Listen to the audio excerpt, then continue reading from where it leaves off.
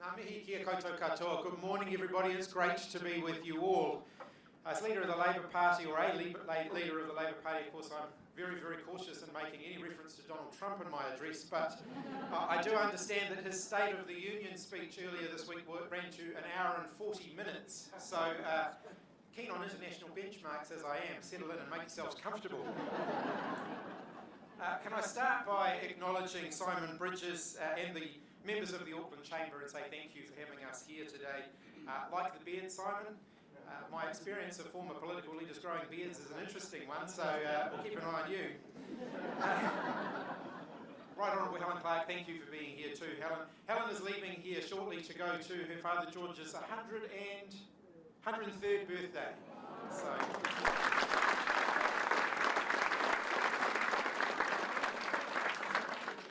Mayor Wayne Brown, thank you for being here. Brownie doesn't hesitate to give us regular feedback, and thank you for that. Never going to die wondering what you think, Wayne. To all of our union and business leaders, my deputy Carmel Cepoloni, and all of my Labour colleagues, thank you for taking the time to all be here today. Today I want to talk to you about the challenges and the opportunities that are ahead and set out the priorities for a new Labour government. After 18 months of chaos, broken promises, we need a stable government relentlessly focused on making New Zealand better for everyone. One that's driven forward by clear, focused objectives that works with people and businesses instead of talking them down. A government that will put the politics of division aside and bring people together to do what's right. A government that goes to work every single day to fight for you. That's the government that I want to lead. And today I'm going to tell you what that government will be focused on. Politics at its best changes lives. That's why I got into it. It lifts people up. It unites hope and action to build the future that we all want and that works for all of us. It doesn't ignore the big challenges that we face or blame someone else and then at the last minute come up with half-baked solutions that don't ultimately work. It focuses on real solutions, solutions that work, not just empty slogans. It reflects people's hopes, not the mess and division currently resident in the beehive. If we're going to make progress on the things that we care about, the things that really affect people's lives, then we need to be the antidote to that division. Last year I was one of the tens of thousands of New Zealanders who came together to protect the promises woven into the fabric of Aotearoa New Zealand. The Toitū Treaty Hikoi showed beyond doubt the pride that we all have in who we are. That solving the challenges we face depends on us being able to listen to each other, including listening to people we disagree with. That we need to be able to see ourselves in each other and work to find common ground so that we can move forward together. Regardless of where we come from, what we look like, or what's in our bank account, we all have many of the same worries, the same hopes for ourselves and for our children, the same commitment to making this the best possible country that it can be. And that common ground needs to be the foundation for our journey ahead. One of the best parts of my job as a politician and leader of the opposition is that I get to travel around the country and I get to meet people from all walks of life. It's a real privilege to be welcomed into their lives and to have the time to understand their hopes and their concerns about the future. And there are normally two stories that they tell. The first, uplifting story is the story of ambition. The ambition that they've got for themselves, for their kids, and for their communities. Whether it's hearing about a successful local business, serving their local community, despite the Prime Minister's best efforts to talk them down, or the innovation and ingenuity that's happening all over the country. The ideas and entrepreneurship that are creating new opportunities to make life better for all of us. I see teachers working tirelessly to give our kids the education they deserve. The nurses going above and beyond to look after and care for our loved ones. The volunteers and community organisations doing things like restoring native wildlife, and those making sure their neighbours don't go hungry. But I also hear people's genuine and legitimate concern about what the future holds. That's the second story. Far too many people are worried about their kids or their grandkids leaving the country, leaving New Zealand behind, because they see their future better off elsewhere. They're concerned that once this government's finished selling everything off, there's nothing left to pass on to the next generation. I hear about the people sitting around the kitchen table, working their way through their bills, trying to make it all add up, and wondering how they are ever going to make a plan for the future. Because that's what the rising cost of living has done. It makes it harder for us to focus on what's ahead. It intrudes on the little things that we love. Taking the kids out for the day, a weekend trip to catch up with loved ones, picking up a Friday night treat at the supermarket, only then to put it back on the shelf. No matter how trivial or small politics seems sometimes, I know that the stakes for families and communities up and down New Zealand couldn't be bigger. Our schools and hospitals are run down, they are in desperate need of investment. Our homes are unaffordable. The cost of everything, from keeping the house warm to the weekly groceries, is too high. People's chance of success is more closely tied to what they inherit than what they earn through their own hard work. It would be easy for me to stand here today and blame everything on the present national government. Seems to be in vogue at the moment. But the reality is that many of the problems that we face go back a lot further than that, decades. For too long, we've looked for quick fixes as a country and easy answers rather than dealing with the big underlying problems. Some of the actions of this government are a case in point. Their choices have made many of our problems deeper, longer lasting, and more painful than they needed to be. The past 18 months has been more than enough time for Christopher Luxon to be clear to people why his government is there and what it wants to do. But what does New Zealand have to show for that so far? A country that's more divided than ever.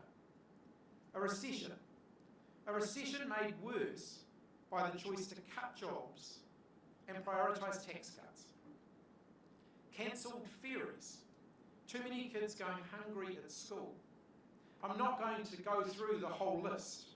I haven't got the time. But doesn't it make it clear where this government's priorities actually are? Ask yourself this, is the country better now than it was 18 months ago? Are you better off now than you were 18 months ago? The government's turning New Zealand into a game that only a few people can afford to play. And the long-term costs are going to far outweigh, the long-term benefits are going to far outweigh the short-term costs. And what does it say about the so-called tough choices that Christopher Luxon has made over the last year and a half? What about the choice to prioritise tax cuts for landlords ahead of supporting the thousands of people all over New Zealand who spend all day on their feet, struggling to earn enough to pay the bills? Brave, committed, hard-working people teaching our kids, caring for our loved ones, running businesses, cleaning our offices. It just cannot be right that with every passing month, their lives seem to get harder and harder, while those who are doing well amass ever greater wealth. Now, some of you, potentially many of you, in the audience may be landlords, and I can understand why that is. If you've got equity, buying investment properties has been a good way to make money. Government policy has encouraged you to do that. But I also encourage you to ask yourself a pretty fundamental question. What's more important? Capturing a greater share of the nation's limited residential property market, potentially shutting future generations out of the opportunity to own their own home, or investing in a growing, productive economy that can create good, well-paying jobs? What about the government's choice to reopen oil and gas drilling instead of seizing the opportunity to lower energy bills in New Zealand and create jobs by investing to upgrade homes and businesses to run on clean energy. Or their choice to cancel free prescriptions, to make it more expensive to catch the bus or the train, to cut jobs. Every government should be judged on the choices that they make. And in nearly every case, the choices that this government has made have made life harder for New Zealanders. 18 months ago, I wasn't expecting an incoming national government to keep in place every one of the changes made by Labour. But I think that, like most people, I did expect them to show some interest in doing what's right for the country, to acknowledge what was working, and to continue to invest in the places where it would make the biggest difference. Let's be clear, election campaigns highlight the things that we disagree on. New Zealand's recent history, though, has seen incoming governments build on the work of their predecessors rather than trying to turn the clock backwards to before their predecessors existed. That was until this one. Most New Zealanders understand that coalition government requires careful thought, compromise, and listening to people who you don't always agree with. But they also expect, as I do, that their government will reflect what people actually voted for. By allowing ACT and New Zealand First to call all the shots, Christopher Luxon has turned his back on many of the promises he himself made to New Zealanders. Devoid of ideas, unfocused and too weak to confront the challenges we face today and set us up for tomorrow. Putting style over substance, messing around on social media rather than doing the job, reciting talking points over talking about ideas. That type of small politics just isn't enough, not when our shared future is at stake. I'll speak candidly. I'm not going to stand here today and ask you to give your support to the Labour Party so we can just go start the merry-go-round again. We can wind the clock back, we can cancel everything that they're doing, because that ultimately isn't going to drive New Zealand forward. We're not going to spend our first year back in government pausing, cancelling and reviewing everything. Just because the current government has started something, we're not going to stop it just because it was their idea, not ours. If it's working, we'll keep moving forward. We've got to stop throwing the baby out with the bathwater just to make a political point. Infrastructure projects shouldn't be stopped dead and contracts ripped up just because it was the other side that entered into them. The current government's decision to pause or cancel new state house builds, school upgrades, hospital rebuilds, transport projects and big infrastructure works contributed to a loss of over 13,000 jobs in building and construction, right at a time when the country needs that the most. We will not repeat that mistake. No more games, no more broken promises, no more gutting the things that will actually help New Zealand to grow.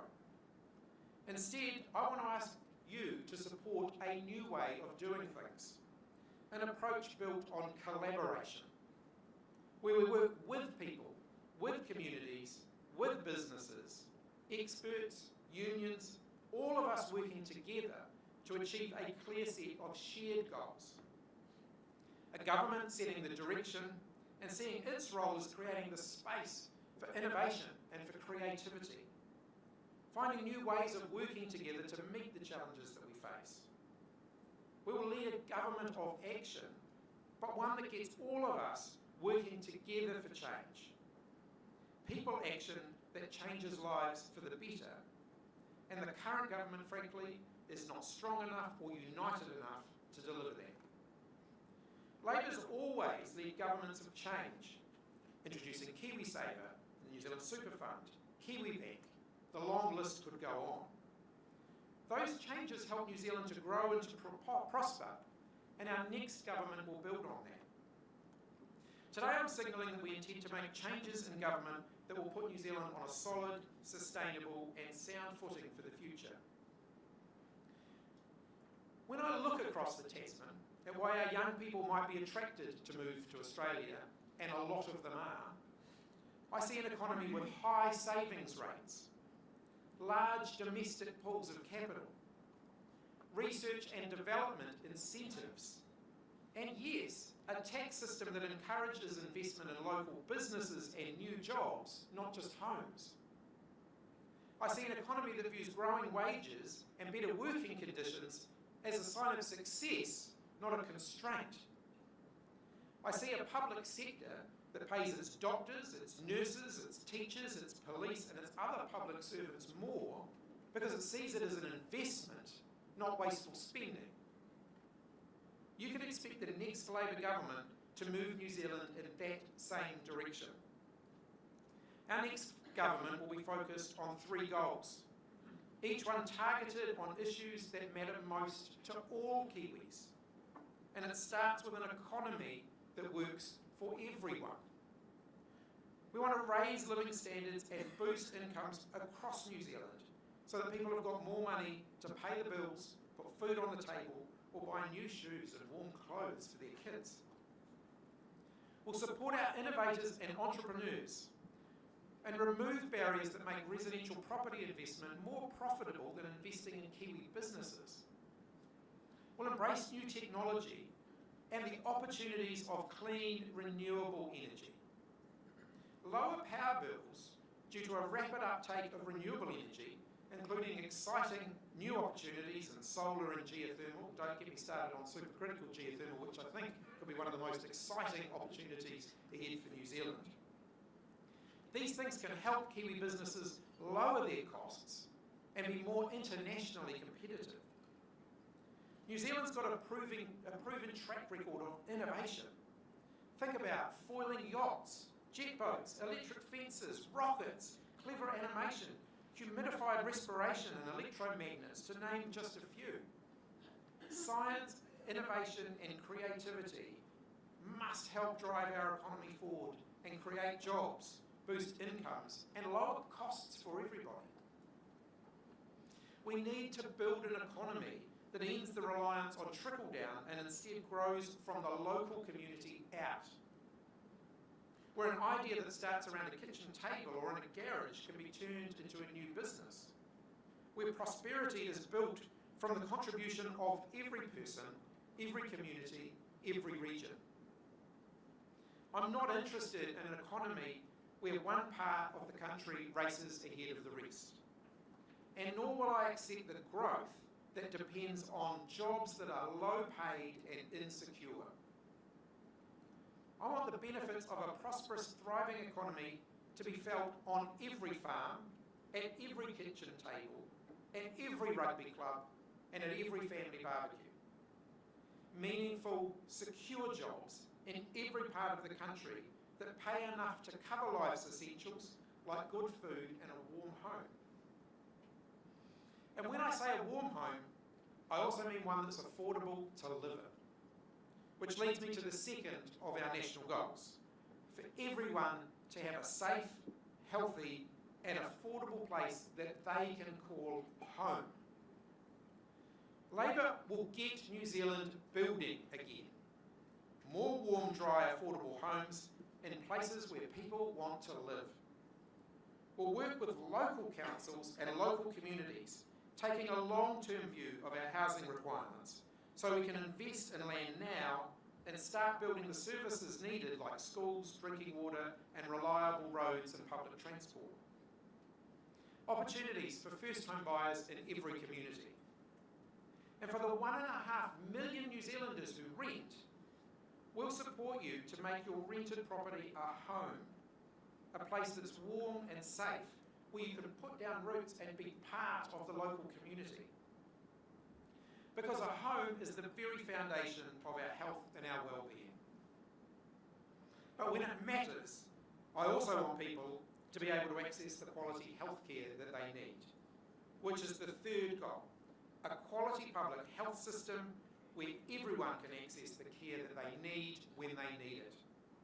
Where prevention comes first and where care is closer to home.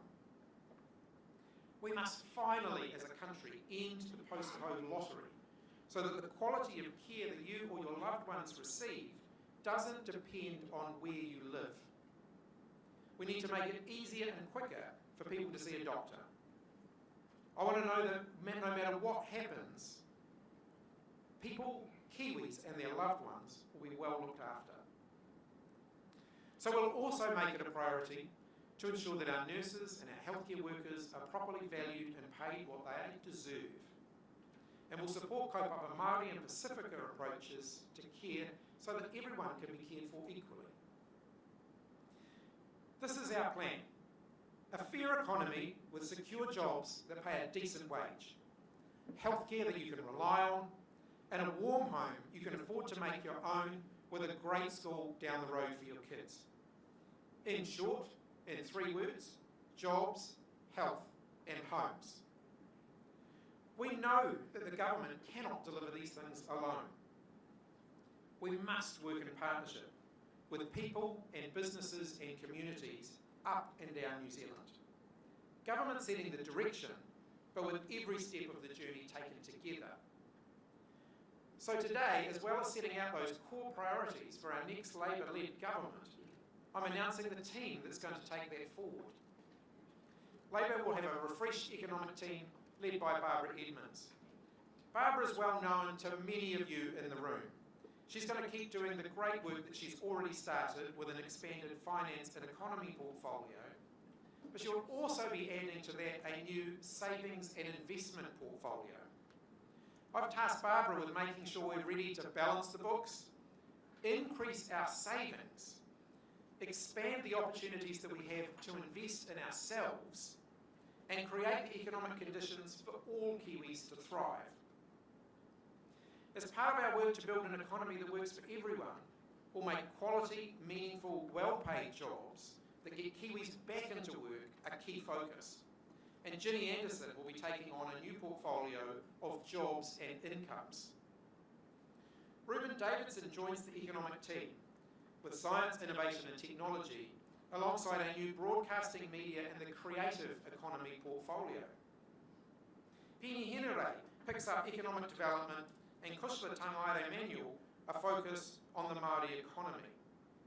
All of our MPs will be working together with our energy, infrastructure, manufacturing and industry spokespeople on an economic plan that will put New Zealand on a solid, sustainable and sound footing for the future.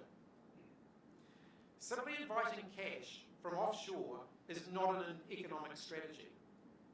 Our own people need the tools to innovate, to create and to thrive, and it will be the next Labour government that makes that happen.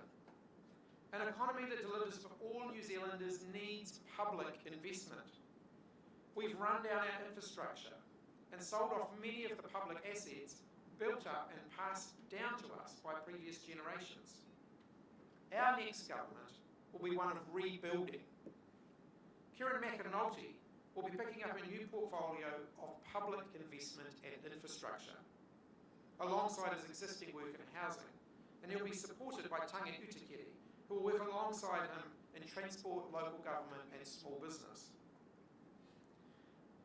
It pays to stick with a team that's working, and Aisha Vera will be keep on doing the excellent work that she is doing in health. Willow Jean Prime adds education to her existing work around children, and I've tasked her with making sure that every Kiwi kid gets the very best possible start in life. And Willie Jackson, who the whole country recognises has been a lifelong advocate for the underdog, picks up the social development portfolio. I know that Auckland's success will be New Zealand's success. That's why I've asked my deputy, Carmel Sepuloni, to take on the Auckland Issues portfolio and make that her major focus. Carmel has a lot of energy, extensive relationships around Auckland, and I know that working together we can ensure that Auckland will thrive. And Mayor Wayne Brown, yes, I can tell you that the manifesto you released for Auckland just before the last election provides a lot of common ground that we can work together on, and that does include devolving more back here to the local level in Auckland. And the coming, thank you. It's an encouraging start. And the coming weeks and months, the new Labour team that I've announced today will be supporting me to deliver the goals that I've set out. Meeting with communities, talking to experts, listening to businesses, and gathering ideas from Kiwis. You can expect more policy announcements for us this year, not just in the weeks leading up to election day. We've heard that. Our policy packages will work with the three priorities that I've announced today: jobs, health and homes. We want to work with you as we finalise that policy, not just tell you how it's going to be. And that's what the team that I've announced today is all going to be focused on. We'll do this because we know that we have a shared goal of building a better New Zealand together. In these polarising times, as we look on the news every night and people feel overwhelmed and despondent about what's happening around the world, it has never been more important to send the message that we will be stronger when we work together. To create a future where our kids see a good life for themselves and the places where they grow up, with schools down the road and doctors' surgeries and hospitals nearby, where the doctors and nurses that look after you aren't burnt out. A future where nobody's opportunities in life are limited by where they're born or who their parents are. A future where businesses, large and small, are supported to thrive and grow, creating well-paid jobs that cover the essentials and leave enough for people to enjoy the little things in life. Where the decisions that we make about how to confront climate change make life better for all New Zealanders, help to lower our bills and create opportunities for well-paid work in communities all over New Zealand. That future is within reach. Whether or not we make that happen will depend entirely on the choices that we make together. So let's get to work. Nō reira, tēnā koutou, tēnā koutou, tēnā koutou katoa.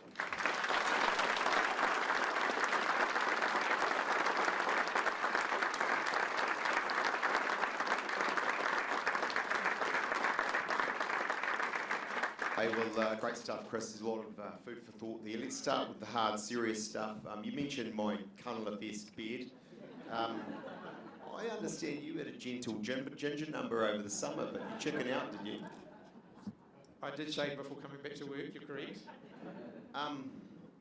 Look, one from me, and then we will go open. I didn't think I would, but I've got a lot there that we could get through if everyone's shy in the audience. But I think one of the themes today is it is a very polarised time. And you talked about listening, to those who don't necessarily agree with. Give us just a little more on that. What's the solution? What would your style be in government again? I mean, I'll start with a general observation first and then move to the specifics of your question. I get asked about polarisation an awful lot. And if you're like me and you've travelled to the United States a lot over the last 20 years, you can feel the change in the community there, where people with different political views just don't interact with each other anymore. You have very polarised, you're either red or you're blue, and if you're blue you don't talk to the red, and if you're red you don't talk to the blue. We don't have that in New Zealand. And people say, how can we avoid that in New Zealand? And the answer is actually really simple. Continue to talk to the members of your family and the people in your community who have a different view about politics to the one that you do. Because when you stop doing that, that's where polarisation really sets in. And so, coming to your specific question, Simon, when I as a minister, particularly during the time that I was Minister for COVID-19, I would come to Auckland regularly and meet with business leaders because there was so much going on and so many challenges we had to navigate our way through. But when we sat around a table at lunchtime, the stuff that we agreed on was far more numerous than the issues that we disagreed on. As a Minister of Education, I'd sit around a table with business leaders and they wanted to talk to me about their views on how their kids were doing at school. We all share these same goals, these same objectives about how we can actually make New Zealand a thriving and prosperous country. And speaking directly to that, I think, I'm aware that there's a lot of business people here in the audience today. I'm aware that there's a real suspicion of Labour governments from the business community quite often. And my impressions from the conversations that I've had with business leaders is a lot more of that is imagined than real. Because when we actually talk to each other openly, the common ground's not hard to find. Great stuff. I'm brimming with questions. I've got to exercise my editor's right to intersperse the world according to Simon when I feel like it. But let's open it up. I think we do have a roving mic, but feel free to use your big voice if you'd like. Don't be shy. I see one down the back there. Can I ask what role you see both KiwiSaver and the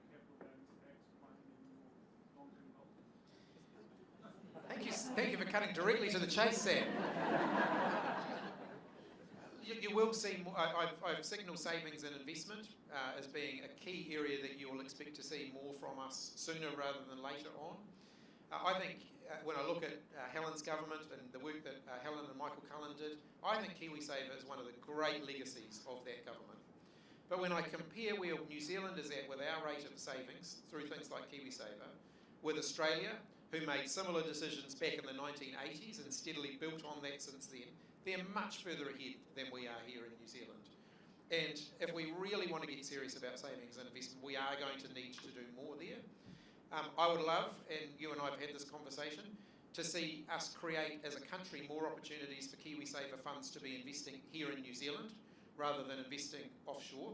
I accept as in a balanced portfolio you need to do both, but actually even tilting just a segment of that KiwiSaver money that is currently invested offshore back into domestic investment, the economic opportunities that will flow from that could be very significant. So that's a really good example of where I think working together to make sure we create those opportunities could be huge for New Zealand. It can create good, well-paying jobs. And the idea that people doing those jobs are contributing to their own retirement savings at the same time, I think is such a compelling and exciting opportunity for us. Let's just stick with that for a second. I thought one of the intriguing things you announced was Kieran McAnulty investment portfolio. Public investment. Yeah. And I take it that would include that sort of thing? Absolutely, yeah. So, I mean, I think if you look at schools, hospitals, housing, it's not just infrastructure that we need significant, we need to significantly up our game in. We've got a big sort of social investment portfolio that we need to tend to as well. When I became Minister of Education 7 years ago now, I was given a forecast that said in the next 10 years we needed to accommodate 100,000 more kids in our schools. And not only have we not made a start, we were actually behind in doing that. So we had kids in hallways and libraries and stuff because our schools were overcrowded. Now we took a decent chunk out of that. I think we got up to about nearly 60,000 additional places that we had created or were under construction when we left government. But we've got to keep driving forward with that. You look at think about the population growth. You think about the last 2 million people that we added to the New Zealand population. Did we add 2 million more people's worth of capacity to our hospitals? The answer to that's got to be a no. And so that's an area where we need more public investment. I suppose one thing I take you up on, as I understand and I disclose to you, I don't know where the Parliament's sitting, I don't watch it anymore, as I also said, just because I'm not there anymore, so why would I? I mean, it's just, but one thing I picked up is, pretty trenchant, I think, opposition to asset sales from the Labour Party. I mean, the thing I would say, I can understand and respect that is, surely if you're recycling it into other things that take things forward, whether it's a hospital or a road, there are some reasonable arguments for it. Yeah. So I think you'll find the Labour Party is concerned about asset sales is because that's not our history as a country. Over the last 30 or 40 years, asset sales haven't been recycled. We've actually seen the New Zealand share of public wealth diminish. Asset sales have been used to fund the fact that we've been living beyond our means rather than actually used to continue to build up assets for the future. So creating public investment as a portfolio is a sign that yes, we do think we can do a better job of managing the assets we have now and that we can grow the asset base that we have now. But that's got to be the objective, not simply selling it off because we're living beyond our means and we don't know how to pay for the things that we're committing to do today. Great stuff. I see Richard over here. Thanks, Simon. And one thing I want to say to you, Simon Bridges, is that at least when you're Minister of Labour, you're prepared to meet the union movement. They worried me every month, Richard. I put on my boots and my hard hat. Yeah, no, so what I want, Chris, thank you for your speech, and I really like talking about good work. One of the things that's happening at the moment is we're seeing a chainsaw taken to the training, apprenticeships training to cooking, and all of it seems to be falling about our ears. Do you have any particular thoughts about how we're going to upskill the working population to be part of this innovative and growing economy? Thanks, Richard. If you go back to the time that I was Minister of Education, in the vocational education area, one of the policies that I'm most proud of was the apprenticeship boost. Because as we headed into COVID, we knew that apprentices were likely to be the first people to be laid off if there was an economic downturn. because that's been our recent history. And then what we find is as the economy bounces back and recovers, we're suddenly short of tradespeople because we've stopped training them. The apprenticeship boost stopped that. We actually kept record high levels of people in apprenticeships through that, really volatile period. And so I think the potential for government to do more of that is actually, and whether it's apprenticeship boost or other active labour market approaches, I think it gives us the opportunity to say, regardless of where the economic cycle's at, we've got to invest in training the workers that we need for the future. And we're desperately short of tradespeople at the moment. And yes, you can supplement the shortage by bringing people in from abroad, but we should really do a much better job of training our own. And if I could just make an observation on the joke that you made with Simon, business and unions working together actually has the opportunity to be really positive for the businesses concerned. I've yet to encounter any workers who go to work on a daily basis hoping that their business that they work for is going to go broke. In fact, they have the opposite ambition. They want the business to be successful because it means they're going to have more job security and they're going to get paid more. And there are some fantastic examples, and you and I, as we were walking in, were talking about the ports of Auckland, of where business and worker representatives can work together to make the business more efficient, more profitable, and safer, and a better place to work. And if we embrace that kind of approach, partnership, working together, it's going to be better for business, and it's going to be better for the people who work in the business. Very good. I saw a question over here. Kia ora. Angela Wilson from Along Aotearoa, who used to be the Auckland Refugee and Migrant Service. You talked about polarisation. I grew up in Canada, seventh generation, born here in New Zealand. As a Canadian, seeing firsthand the social fragmentation of what's happening over the border in the United States. I'm also seeing it here. Polarisation is one thing, but social fragmentation is another, including our increasing multiculturalism here in Aotearoa and the erosion of Māori rights, the foundation of Te Tiriti o Waitangi. Keen to know, and as you talked about your three goals, the meta goal of social cohesion, what does that look like for you? Thank you. Look, in my lifetime, I've felt like New Zealand has actually strived under successive governments of all different political persuasions to meld a multicultural, accepting, welcoming, united, tolerant, respectful society. And it feels like it's just only in the last few years that that has changed. I think about Te Tiriti, for example. Actually, I think the key government, particularly with some of the stuff that Christopher Luxon did, should be incredibly proud of a lot of the work that they did in that area. Some of the things that co-governance, type things that we were doing, actually were just building on work that they had already had underway. And I think the knee-jerk response that we saw from the political leadership of the current government, I think has really set the dial back on a lot of that. And it is disruptive and it's unnecessary. I think New Zealanders are a very tolerant and inclusive society, but I think the tone that you set from the top actually does influence the tone that gets adopted by the rest of the population. So I think us setting a more inclusive tone as political leaders will actually change the way New Zealanders interact with each other, because we know that from our past history. Great stuff. I see one down here. Chris, you spoke about the cycle of paying what one party or one government has implemented by subsequent government. Local governments are required for the longevity of their Northland plans. How effective, in general terms, do you think that is undertaken? How effectively across the country? And how would you compare that against how well policy planning is done at the federal level? I mean, first of all, I think local government have to undertake far more rigorous long-term planning around infrastructure than central government does, and they have to be a lot more transparent about that. Local government's major constraint is how they pay for it, because the central government determines where they can get their money from, and frankly, central government's not allowing them to raise enough money through a variety of different sources to actually pay for what their long-term plans say is required. I don't think we need any more analysis to show us that that's one of the major problems that local government faces, is that central government isn't giving them the tools they need to finance what they need to do. I think in terms of New Zealand's long-term infrastructure, the current government are making soundings about a more bipartisan approach to that, which we are very open to. I think it would sound more sincere from the current government had they not cancelled everything that the previous government were doing beforehand. I do think we've got to stop this cycle where every new government, the cycle that this government have largely started, accepting that it's always happened to a degree when there's a change of government, but this government have done it far more than any other previous change of government. You can't just start everything every time there's a change of government. There has to be continuity. When I became Minister of Education, I continued every school rebuilding project that was started by my predecessors and started some more new ones.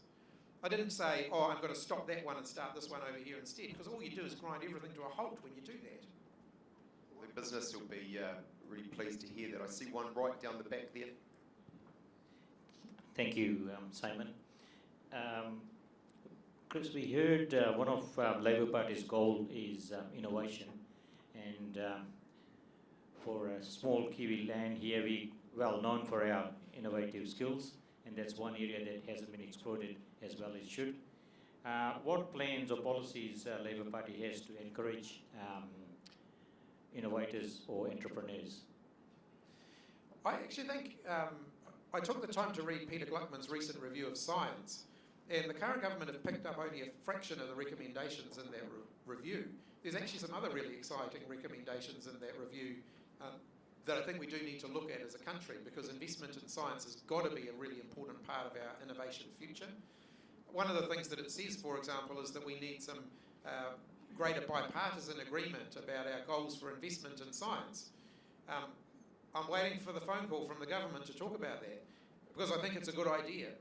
I think we'll get more if we actually map out a longer term vision for what we want out of science in New Zealand. And it can't just be about funding things that have an immediate commercial return. Bearing in mind some of the most profitable science innovations that the world has ever discovered have been a byproduct of trying to find something else. So we've got to allow space for science for the sake of science, because that's where you kind of create opportunities to unleash innovation. A lot of the answers rest with business, but a lot of the answers also rest with what I was talking about in my speech, which is a clear sense of purpose. So let's take an example, and my staff told me I wasn't allowed to talk about this because they said it's too technical and jargonistic, but supercritical geothermal,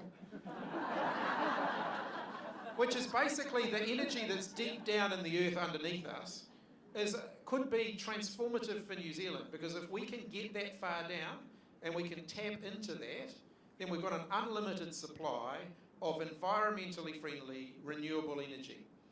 And New Zealand already does geothermal better than most other countries in the world, so getting into the deep geothermal could be massive for New Zealand, but it's going to take business, science, government, everyone working together to harness the technology to make that happen. I reckon we should be the first country in the world to get supercritical geothermal to commercial production, making electricity, cheap electricity, that gives New Zealand a source of competitive advantage. So that's the sort of approach. That's just one, but we should be doing that. We should be looking for those examples across the board. And just to follow up on that, Chris, you know that energy's been a drum I've been banging at the chamber, because it seems to me for business and all New Zealand is a real crisis. Actually, we just don't have the abundant, affordable supply of energy we need.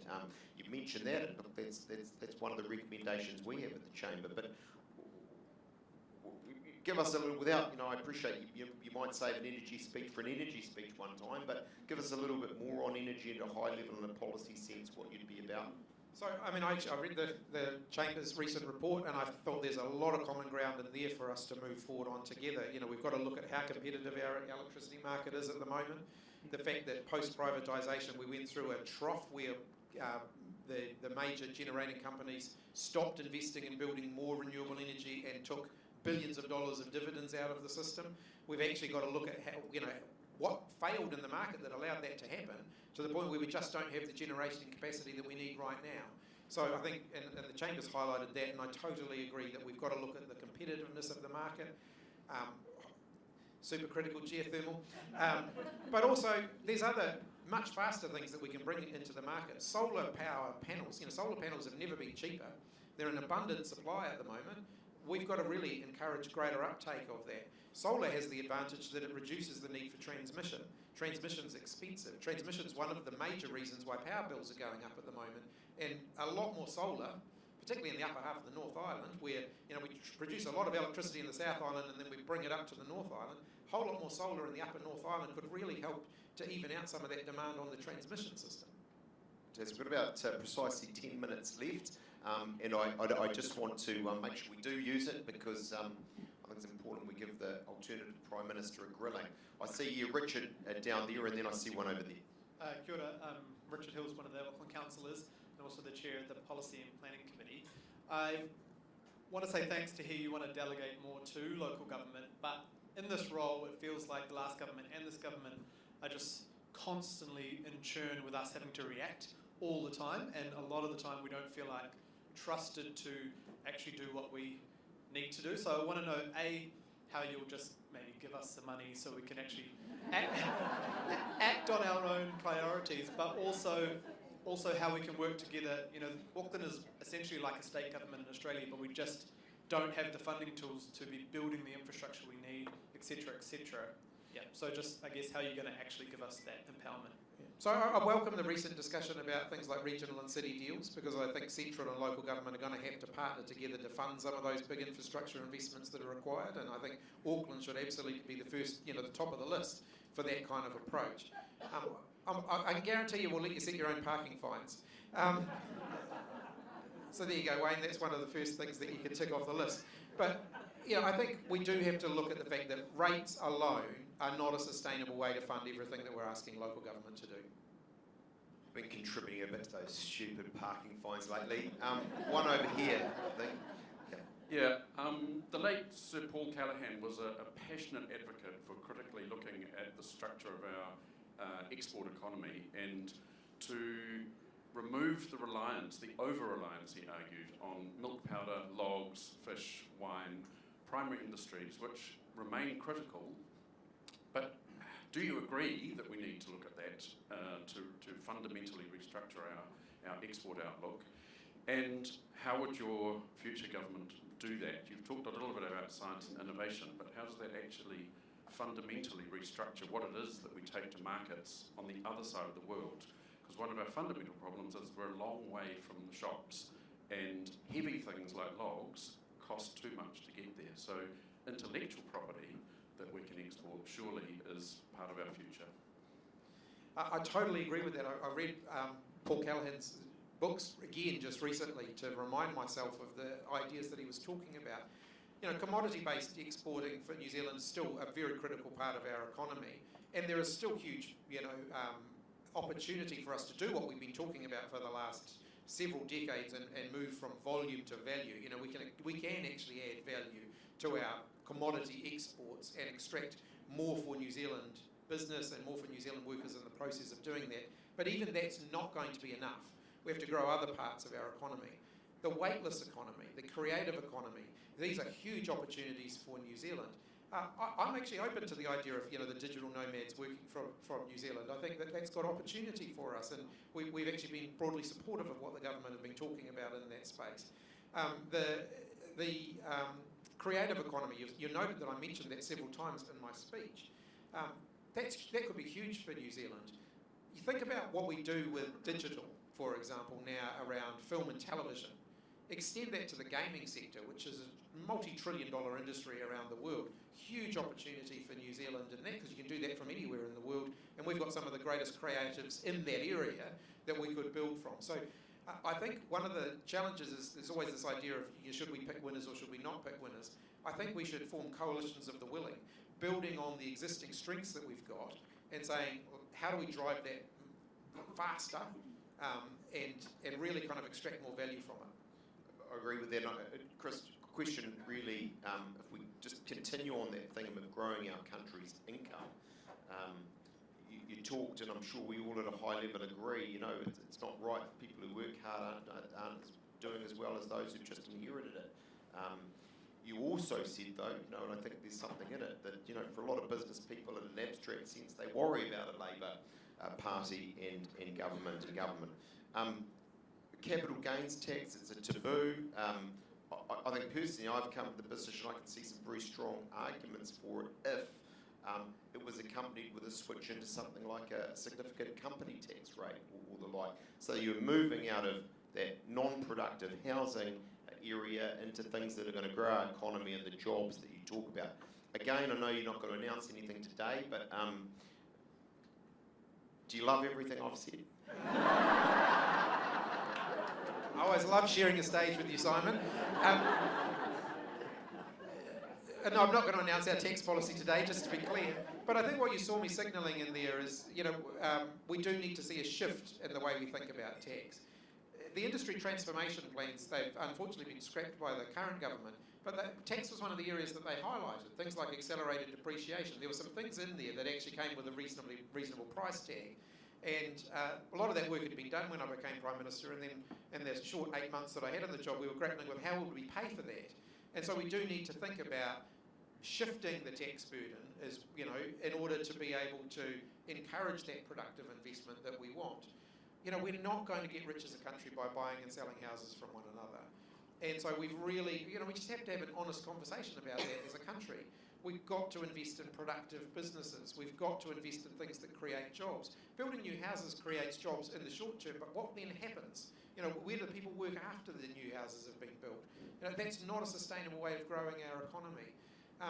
Again, coming back to just looking at those fundamental challenges facing the country, we've relied a lot on population growth and people working longer hours to grow our economy over the last few decades. That's not a sustainable way of growing our economy either. We'll take just a couple more from the audience. I think I saw one here and then one there. Yes, sir.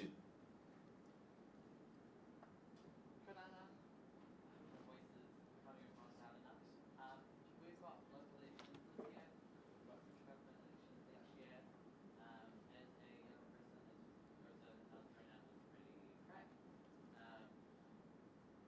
Thank you.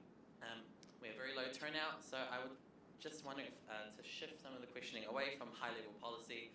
I'm a first-year uni student, all of that goes over my head. I don't understand it. So how do we, as people here, translate everything that we just said into something that will get people excited to turn out and vote? Thank you. That's a fantastic question.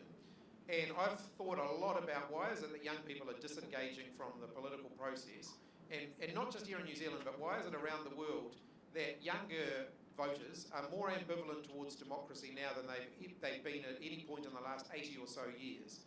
That's a huge challenge for us, and we all need to think really carefully about that. And the big challenges that I've set out in my speech and in this question and answer we've been having today are one of the reasons for that. If young people feel like we're ignoring the major issues of the future, like climate change, they feel like they're never going to have a chance of owning their own home and a stake in the future. They feel like that even the education that they're getting isn't relevant to the future that they're going to have and the jobs that they're going to go into. That they're being asked to work really long hours and not be able to get ahead as a result of that, not get decent pay for that. Those things actually just involve people losing faith and switching off. Tackling those things and providing young people with a sense that there is a better way of doing things is actually how I think we will restore that faith in democracy as the way of delivering it. Because if we don't do that, you only need to look at what's happening around the rest of the world to see where that inevitably ends. It results in young people. A lot of young people, I'm not allowed to mention that person, but a lot of young people have been voting for authoritarian leaders. And if we don't want that to happen, we've got to provide them with a credible alternative. Great stuff. There's a final one down here. Raz, I'm the president of New Zealand Nepal Chamber of Commerce. We are a growing business community in New Zealand. What different would small business owners like myself see in your next government? Thank you. Thank you. I think one of the number one things we've got to do is we've actually got to get the economy moving again, so that businesses aren't still being squeezed. It's a complex question, but let me answer it by saying if you start laying people off and if you create huge uncertainty around people's employment, which is what this government have done, they stop spending money. And small businesses feel that faster than most other businesses do, particularly if you're in retail, hospitality and so on. People talk about the fact that in Wellington, I'm in Auckland here today, but in Wellington, businesses are saying, no one's spending any money. Well, if all those people who work in the public service across Wellington don't know whether they're going to have a job next week, they're not going to be out there spending any money. So providing stability and certainty and a sense that actually there is a future for everybody, is one of the ways that we restore confidence, which will be good for all businesses at all levels. And at the moment, people don't have that confidence. Normally when there's a change of government, there's a flippant attitude. People feel like things are going back in the right direction again. For the first time ever, it seems like the gap in terms of people thinking the country's heading in the wrong direction is getting bigger now than it was 18 months ago. We have to change that. Well, ladies and gentlemen, you've been treated to a good discussion on some really important issues for our country, and I just want to thank you for coming. It's precisely midday, and it's precisely midday. Please give Chris Hipkins a round of applause. Thanks, everybody.